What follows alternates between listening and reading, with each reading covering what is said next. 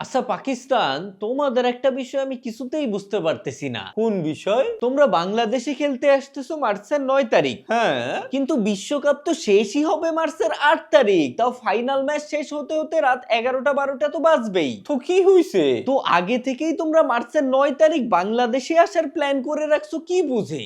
তোমরা কি ধরেই রাখছো যে তোমরা ফাইনাল অব্দি যেতেই পারবা না? আরে বোকা, এখানেই তো আসল খেলা। আমরা যদি ফাইনাল অব্দি চলেও যাই, তারপর চ্যাম্পিয়ন বা রানার্স আপ যাই হই, সেই ট্রফি নিয়ে সোজা তোমাদের দেশে চলে যাব।